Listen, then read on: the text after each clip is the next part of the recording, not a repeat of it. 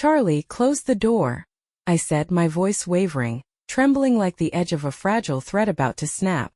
My gloved hand still clung to the rare pink sapphire he'd just handed me. A gem so exquisite it almost stole my breath. But it wasn't the jewel making my heart race. It was the way his dark brown eyes locked onto mine, filled with an unspoken question I wasn't ready to answer. "Not here, not now." Charlie hesitated, his broad frame leaning into the doorway, casting a shadow across the room.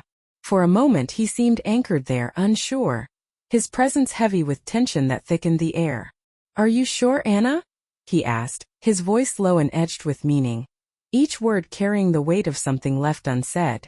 I nodded, though the effort it took to respond felt monumental. The room suddenly felt stifling, too small to contain the unspoken pull between us.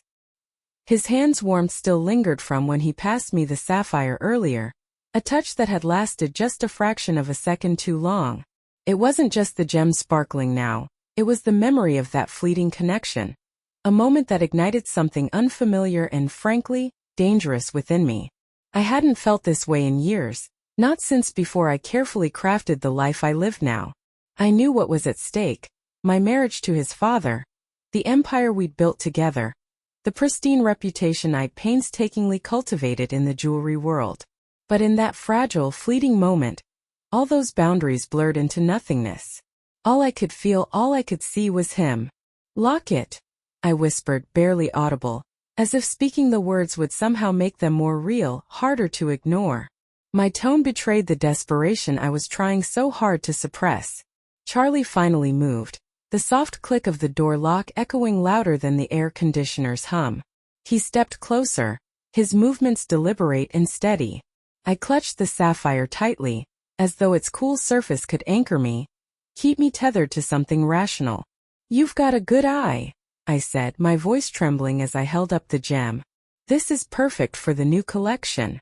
But even as I said it, I knew the words were hollow, a feeble attempt to redirect the moment. It wasn't about the collection anymore. It was the way he stood there, so close, so undeniably present, that made everything else fade away. His dimples deepened as he smiled, a playful edge softening his otherwise intense expression. "I think it's you who makes it perfect," he said.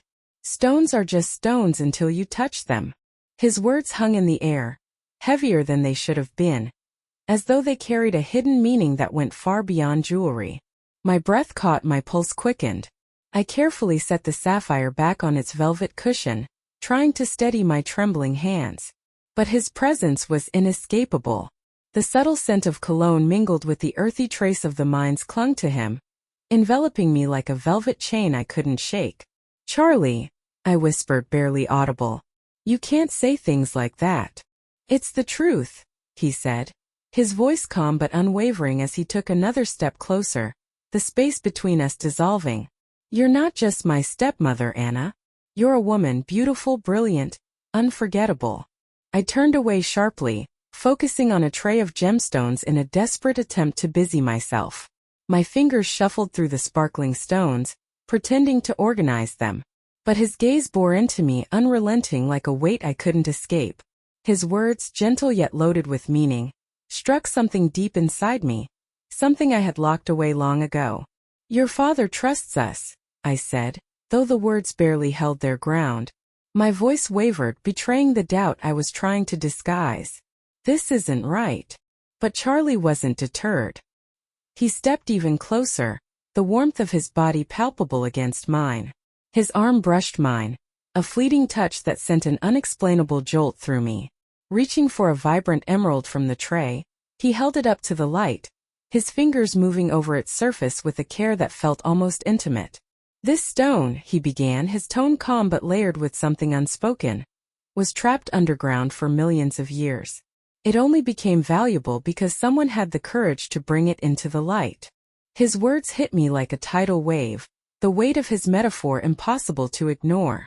Was he talking about the emerald or about us?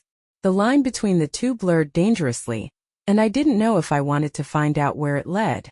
"Charlie, stop," I said weakly, the words barely audible, more of a plea than a command.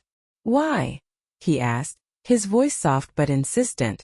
Setting the emerald back down, He let his fingers linger on it for a heartbeat longer than necessary. His hand brushed mine deliberately this time, and the contact sent an undeniable current through me. "Why should I pretend I don't feel this?" he murmured. "When it's so obvious that you feel it too?" I turned to face him, my heart pounding so fiercely in my chest that I was certain he could hear it. "What do you want from me?" I asked, my voice trembling under the weight of everything we both refused to say. His gaze locked onto mine, unflinching and intense, as if he were daring me to look away. "I want you to admit it," he said, his tone steady and resolute. "Admit that there's something between us, Anna. Something we can't keep pretending doesn't exist." My carefully constructed resolve began to unravel faster than I could piece it back together.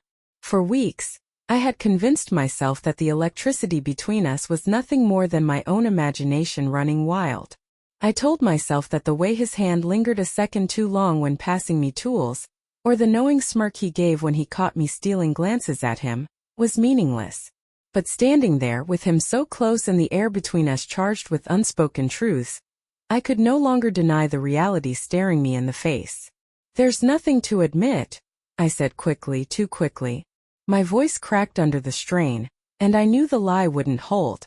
"Anna," he said softly, his hand reaching out to gently tilt my chin upward, forcing me to meet his eyes. His touch was light, yet it sent a rush of sensation through me, as though he'd struck a match against my skin.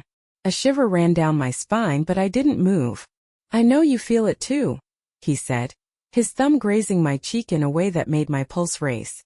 I should have stepped back, walked out, drawn the line that I knew I was dangerously close to crossing. But I didn't. I stood there, frozen, trapped in the tempest of emotions that had been building between us for far too long. In that fleeting moment, with his touch igniting something inside me I hadn't felt in years, I let myself forget the risks, the consequences, the empire we'd built, and the tangled web of relationships that bound us. "Charlie," I whispered, my voice breaking, tears threatening to spill. "This," he said firmly, his conviction unwavering, "could ruin everything. Or it could be the best thing that ever happened to us. The question is, are you willing to take that risk?" I met his gaze, his eyes a storm of emotions, longing, hope, and something deeper, something that frightened me because it mirrored my own. My heart and mind waged war, fear clashing with yearning. "Charlie," I said, my voice barely audible, "what we feel, it's not enough to justify the destruction it could bring." His expression shifted, the hurt clear as his hand fell away from my face. "Anna," he said, his voice raw, "this isn't just a feeling, it's real. Don't you want to live? Don't you want to finally feel alive?" I took a step back, my body sagging under the weight of the emotions swirling through me. Shaking my head, I felt a pang of anguish settle in my chest, a familiar ache I thought I'd buried long ago. "Living isn't just about chasing what feels good in the moment, Charlie," I said, my voice trembling but steady enough to carry the truth. "It's not about hurting the people who trust us, who depend on us. It's not about throwing away everything we've worked so hard to build. Not for a fleeting temptation." He ran a frustrated hand through his hair, his jaw tightening as his eyes burned with a mix of anger and desperation. "So what?" he asked bitterly. "We just pretend this never happened? That it doesn't matter?" I held his gaze, forcing myself not to falter under its weight. "No," I replied firmly, though my heart ached with every word. "I'm saying we choose what matters most. Family, loyalty, the things that will still be here long after this temptation fades away." My knees wobbled slightly, but I didn't allow myself to show weakness. I couldn't. "I care about you, Charlie," I continued, my voice quieter now, yet no less certain. "But this, what almost happened, this isn't love. It's desire, and no matter how strong or sweet it feels, it comes with a price. A price neither of us can afford to pay." For a moment, he stood there, silent, his eyes searching mine as though looking for some glimmer of hope. I didn't know if he was trying to find a reason to fight for us or a way to make peace with my decision. Finally, I turned away, my hands trembling as I reached for the pink sapphire on the table.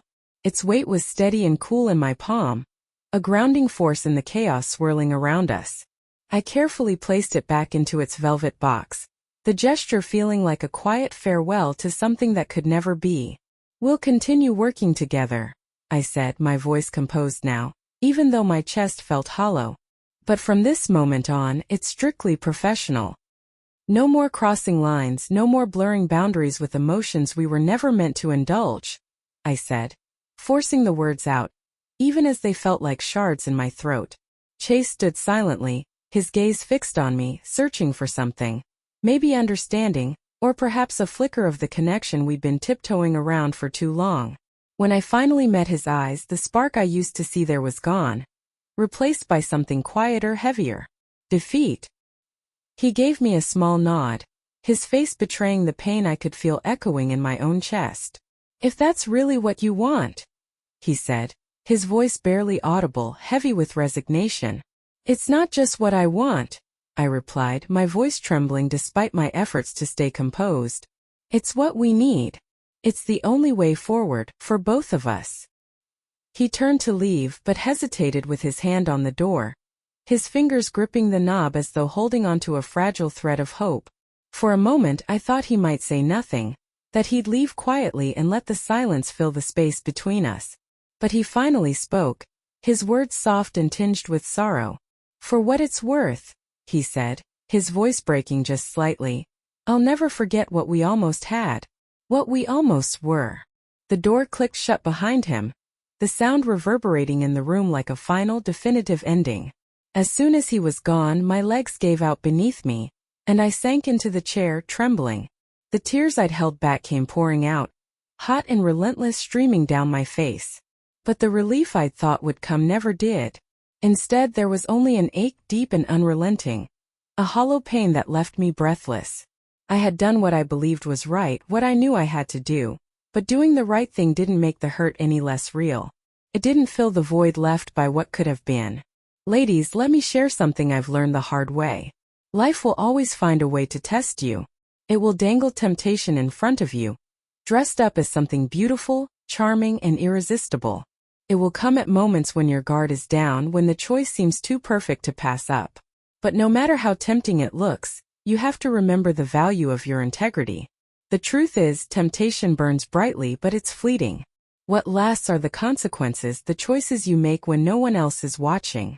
Those are the things that will define you, the things that can haunt you or bring you peace.